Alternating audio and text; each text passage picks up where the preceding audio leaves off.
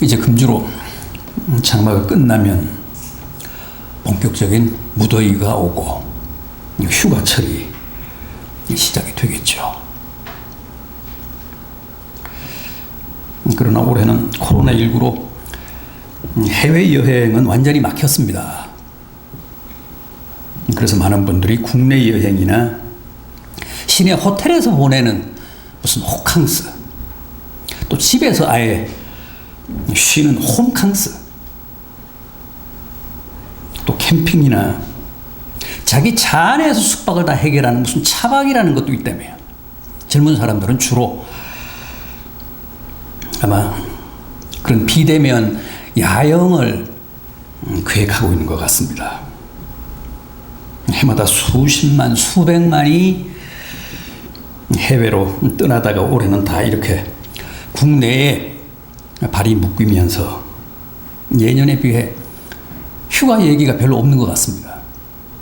휴가에 대한 기대가 그리 높지 않은 것 같습니다. 그렇다면 이 코로나 시대, 우리 믿는 사람들의 이 여름 휴가는 과연 어떻게 보내는 게 좋을까요? 어디로 가는 게 좋을까요? 올해는 꼭 이 시간 제가 추천하는 곳으로 가보시기 바랍니다. 아마 가장 복되고 아름다운 휴가가 되실 겁니다.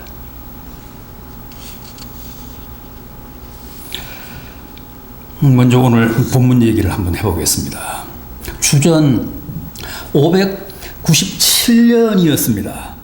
바벨론 왕 느부갓네살이 유다를 침공해서 예루살렘을 함락시키고 모든 보화를 약탈하고 예루살렘 사람들을 무려 10,000명이나 포로로 잡아갔습니다.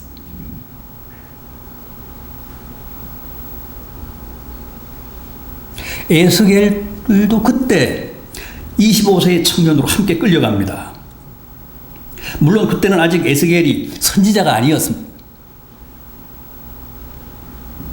그런데 포로 생활 5년차 되던 해에 하나님으로부터 선지자의 소명을 받습니다. 포로 생활을 하다가 에스겔은 하나님의 부름을 받았습니다. 선지자가 되었습니다. 바벨론은 그 후에도 또 한 차례 예루살렘을 초토화하고 유다왕 시드기야를 두 눈을 뽑은 다음에 바벨론으로 데려갑니다. 그리고 사방으로 끌고 다니면서 온갖 모욕을 다 당케 하다가 결국은 유다 포로들이 지켜보는 가운데서 처참하게 그 시드기야 왕을 살해합니다. 이제 유다는 완전히 망했습니다.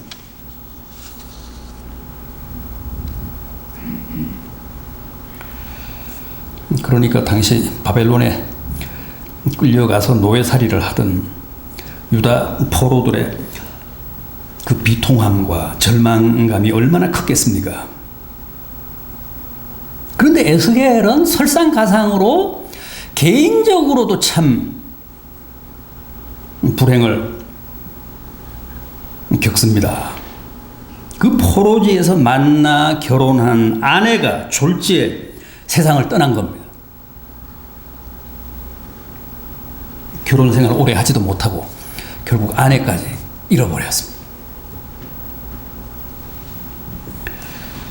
그럼에도 불구하고 에스겔은 그 최악의 불행 가운데서도 좌절하거나 낙심하지 않고 하나님의 부르심에 꿋꿋이 응답합니다. 점점 더 지치고 절망하며 무너져가는 유다 포로들을 위로하며 하나님이 주시는 계시를 열심히 유다 백성들에게 전달하고 증거했습니다. 오늘 제가 소개해드린 본문도 역시 당시 에스겔이 그 포로지에서 본 환상입니다. 어떤 내용입니까? 하나님의 성전 문지방에서 샘물이 솟아나더니 그게 제단을 오른쪽으로 돌아 성전 밖으로 흘러서 곧 드넓은 강을 이루더라는 거예요.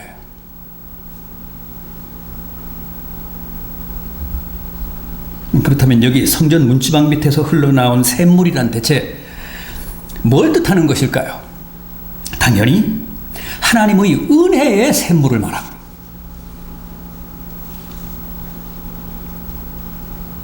여기서 보듯이 하나님의 은혜는 반드시 성전을 통해 제단을 통해 흘러내립니다. 왜 그럴까요? 성전에는 하나님의 임재를 뜻하는 지성소가 있잖아요. 또 하나님을 영화롭게 하는 예배가 있잖아요. 말씀이 있잖아요. 기도가 있지 않습니까? 감사와 찬양이 있잖아요.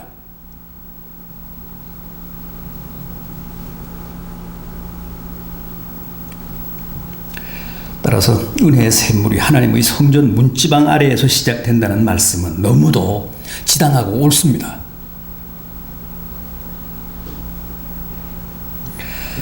이 47장 12절에도 보면 그 물이 성소로 말미암아 나옴이라 그랬습니다.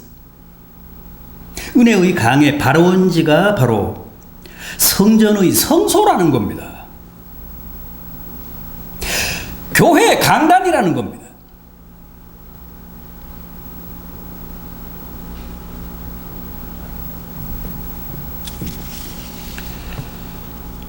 그런데 중요한 것은 바로 그 다음 장면입니다. 에스겔이 하나님의 사자의 지시대로 성전으로부터 흘러나오는 그 은혜의 강에 들어가 봤더니 처음에는 그 물이 어디 찼다고요? 어디까지 왔다고요? 3절 하반절을 보십시오. 물이 에스겔 선지자의 발목까지 올랐다고 합니다. 이건 무슨 뜻일까요? 여러분, 우리가 다 같은 교회, 같은 환경, 같은 조건에서 함께 신앙생활을 하고 있지만 그렇다고 모든 성도들이 다 똑같은 수준의 은혜를 누리며 살아가고 있는 것은 아니죠. 각자가 누리는, 각자가 체험하는, 각자가 느끼는 은혜의 정도가 다 다릅니다. 여기 보십시오. 처음에는 은혜의 강물이 발목까지 찼다고 하지 않습니까? 이것은 지금 그 사람이 누리는 은혜의 수위가 곧 발목 수준이라는 뜻입니다. 흔히 이런 사람을 어떻게 부른다고요? 발목신자. 발목신자. 발목신자는 어떤 사람일까요? 오직 발목으로만 신앙생활을 하는 사람. 발목만 사용해서 겨우 교회만 오가는 사람. 한번 생각해 보십시오. 예수를 믿은 지 5년이 지나고 10년이 지나고 20년이 지났는데도 아직까지 발목 수준이면 어떡합니까? 그런데 이런 분들이 있다는 거예요.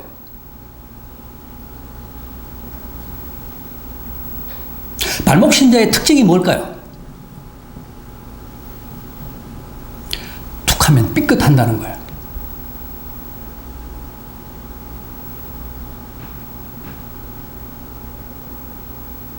그래서 이런 사람은 참 조심스럽습니다. 작은 일에도 발목을 삐거나 실족해서 시험에 들기 때문에 여간 어렵지가 않습니다. 목회자가 가장 상대하기 힘든 사람, 발목 신자. 툭 하면 삐끗하니까. 발목을 다쳐서 시험에 드니까.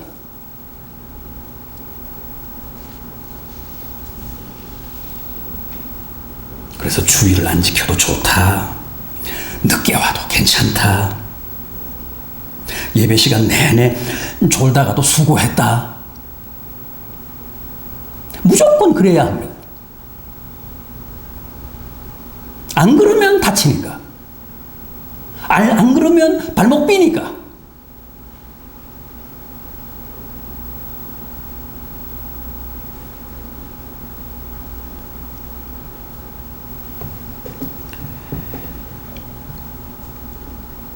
그래서 그나마도 나오던 교회 발목을 다쳐서 출입을 끊기 때문에 이런 신자는 늘 위태위태합니다. 아슬아슬합니다. 여러분, 절대 발목 신자로 만족하지 마십시오.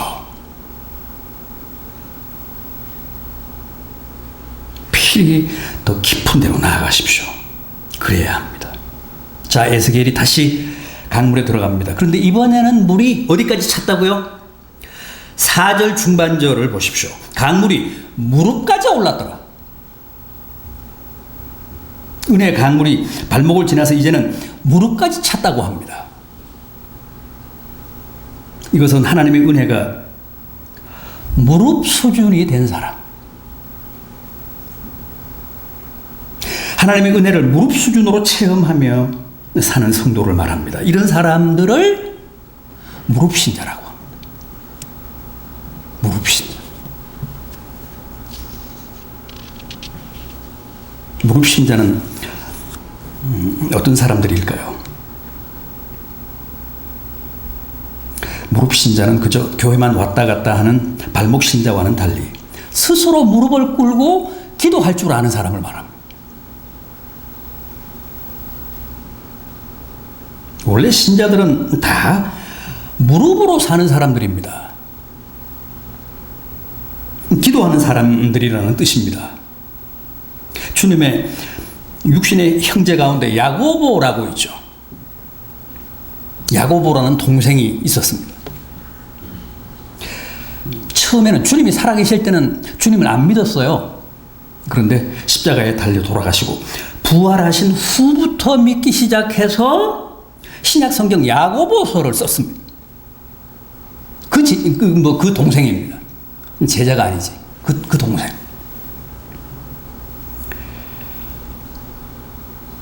또 베드로와 함께 초대 예루살렘 교회의 유력한 지도자가 된 사람인데 그 야고보의 별명이 바로 낙타무릎이었습니다. 낙타무릎. 밤낮 무릎 꿇고 기도해서 무릎에 굳은 살이 박혀서 낙타무릎 같았기 때문에 그에게 붙여진 별명이 낙타무릎입니다.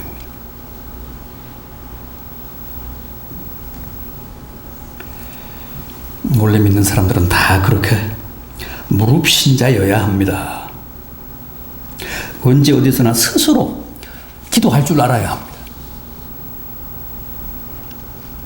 수년, 수십 년 생활을 해도 아직 스스로 기도할 줄 모르는 사람들이 있습니다.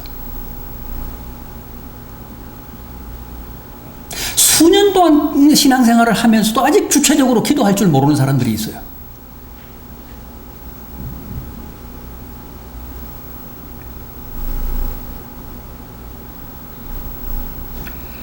그건 절대 자랑이 아닙니다.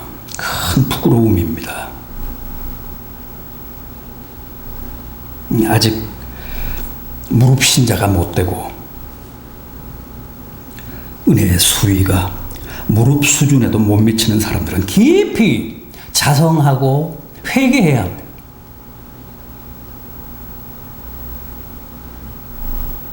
그러나 스스로 무릎을 꿇고 기도할 줄 아는 무릎신자라고 해서 다 된 것은 아닙니다.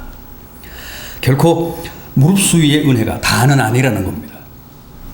다시 4절 하반절을 보십시오. 물이 허리에 오르고 그랬습니다. 에스겔이 더 깊은 데로 들어가자 이번에는 은혜의 강물이 그의 허리까지 찼다는 얘기인데 이런 사람을 허리신자라고 합니다. 허리신자, 하나님의 은혜를 허리 높이의 수위로 체험하며 사는 사람. 구체적으로는 어떤 사람을 뜻할까요? 무릎을 꿇고 기도할 뿐만 아니라 이런 사람은, 이 허리 신자는 허리를 굽혀서 남을 섬기며 봉사할 줄 아는 사람, 희생하며 헌신할 줄 아는 신자를 말합니다. 종들은 늘 허리를 굽히잖아요. 종들은 허리로 삽니다. 그래서 허리 신자는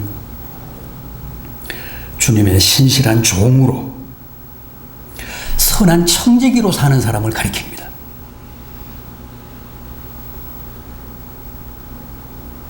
발목만 써서 겨우 교회를 오가던 사람이 언제부턴가는 스스로 무릎을 꿇고 기도하더니 이제는 허리를 굽혀 형제를 섬기고 주님의 몸된 교회를 위해 헌신하고 봉사하며 주님의 종노릇을 하고 있습니다. 얼마나 아름답고 주님이 보시기에 대견하겠습니까?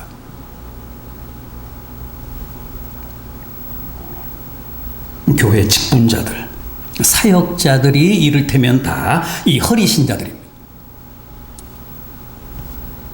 허리 신자들이어야 합니다.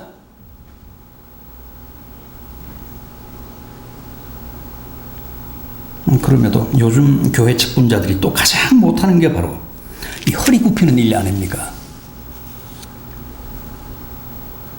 제일 힘들어하는 게 바로 남 섬기는 일입니다. 참 이상합니다. 평소에는 잘 하던 사람도 일단 목사가 되고 장로가 되면 사람이 달라집니다. 새파란 사람이 목사 안수만 받으면 그 시간부로 목소리가 달라지고 성경 들고 다니는 폼도 달라집니다.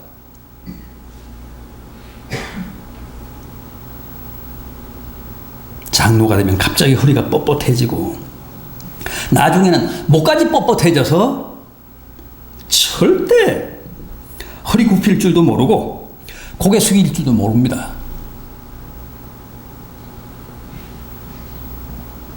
주님도 친히 허리를 굽히시고 제자들의 발을 씻기시며 너희도 이렇게 남을 섬기라고 하셨는데 우리는 그게 잘 안 돼요.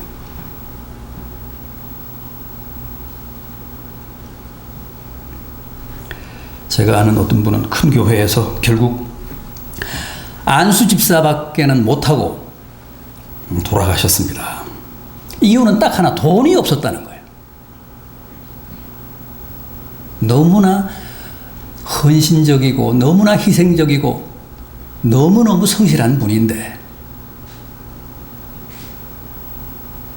돈이 없으니까 장로가 안 되는 거예요. 요즘 돈 없으면 장로 안 되잖아요. 장로 못해요, 평생.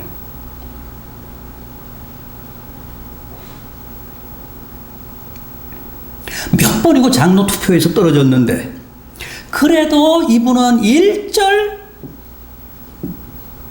불평하지 않고 시험에도 들지 않고 교회도 옮기지 않고 평생 그 한 교회만 섬기다가 수년 전에 6년 전에 돌아가셨습니다.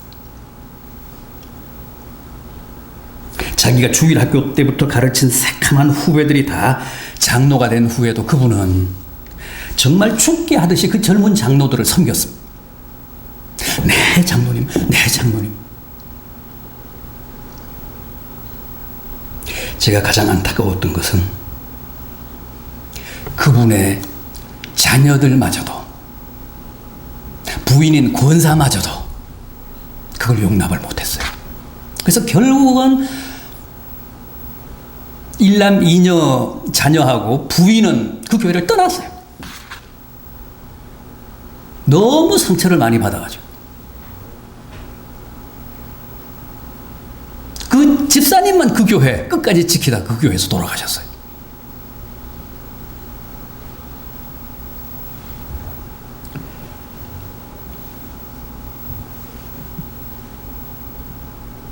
부디 허리를 굽히십시오. 진정한 허리 신자들이 되십시오. 왜 디스코입니까? 신자는 허리가 뻣뻣하면 못 씁니다. 요즘도 그렇게 하는지는 모르겠습니다만 전에는 백화점 직원들도 무슨 은행원이나 식당 종업원들도 서로 마주보면서 허리 꺾는 연습을 했잖아요. 훈련을 받았잖아요.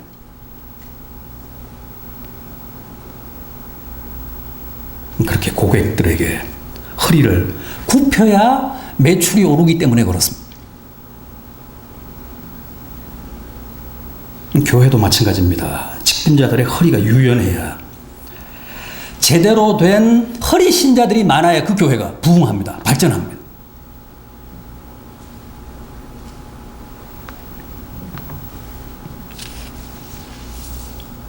그럼에도 이 허리 수위마저도 아직은 다가 아닙니다. 또 있습니다. 5절을 보십시오. 그 물이 가득하여 헤엄칠 만한 물이요. 이제는 강물의 수위가 더 높아져서 걸어서는 아무도 건너갈 수 없고 오직 헤엄을 쳐야 도강이 가능하다고 합니다. 여러분, 이게 바로 은혜 충만의 경지입니다. 은혜의 강을 마음껏 헤엄칠 수 있는 수준. 이게 바로 주님이 우리에게 진정으로 바라시는 은혜의 최종 수위입니다. 우리는 결코 발목이나 무릎이나 허리 수준으로는 만족할 수 없습니다. 거기서 더 나아가 그야말로 은혜의 강에서 마음껏 헤엄칠 수 있는 수위까지 나아가야 합니다. 왜 그럴까요? 왜 우리가 필히 은혜의 강에서 헤엄쳐야 할까요? 왜 반드시 은혜 충만해야 할까요? 이 47장 9절을 보십시오. 오늘 저는 5절까지만 소개를 해드렸는데 9절 보십시오. 9절 상반절 한번 보십시오. 이 강물이 이르는 곳마다 번성하는 모든 생물이 살고 또 고기가 심히 많으리니. 또 12절을 보십시오. 강 좌우 가에는 각종 먹을 과실나무가 자라서 그 잎이 시들지 아니하며 열매가 끊이지 아니하고 달마다 새 열매를 맺으리니 그 물이 성소를 통하여 나옴이라. 그 열매는 먹을 만하고 그 잎사귀는 약재료가 되리라. 은혜 강물이 이르는 곳마다 번성이 있고 물고기가 심이 많고 강 좌우에는 각종 실과나무가 있어서 달마다 날마다 새로운 실과를 맺고 그 실과나무의 잎사귀는 약재료가 된다고 하지 않습니까? 그러니까 번성과 건강과 풍성함, 넉넉함, 온갖 풍요로움이 다 그 은혜의 강을 헤엄치는 자의 몫이라는 거예요.